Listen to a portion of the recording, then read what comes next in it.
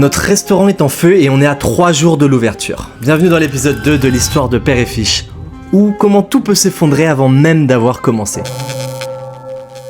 Les pompiers sont arrivés rapidement. En voyant notre resto plein de fumée, j'ai cru que c'était fini. Toute notre épargne, les mois de travail, les concours gagnés, partis en fumée en quelques minutes. Heureusement, ils nous disent que les dégâts sont minimes, mais il va falloir tout nettoyer et refaire l'électricité. Alors pendant une semaine, on a travaillé jour et nuit. Et avec une semaine de retard, on a finalement ouvert. Le premier jour, la salle est pleine, les clients sont satisfaits, on était sur un nuage et on pensait que le plus dur était derrière nous. Spoiler, c'était vraiment que le début. Le premier problème, c'était les chiffres. On avait prévu un CA de 2500 € par jour. En réalité, on faisait 1200 €. Et avec nos marges faibles, on perdait de l'argent chaque jour. Le deuxième problème, c'était l'épuisement. Du lundi au samedi, de 8h30 à 23h, non-stop. Quand tu gères tout, la cuisine, le service, les caisses, les stocks, la compta, tu finis très vite par t'épuiser. Alors on se faisait des petites siestes dans le resto quand on avait un moment de libre l'après-midi. Et quand on était vraiment épuisé, 3 mois après l'ouverture, en décembre 2018, arrivent les gilets jaunes. Et notre truc était plutôt bondé normalement et devenu un no man's land. Notre CA a chuté drastiquement en une semaine. Et je me souviens qu'un samedi, assis dans notre restaurant vide, regardant par la fenêtre les manifestations, Dano m'a regardé et m'a dit « Est-ce que tu penses qu'on va survivre à ça ?»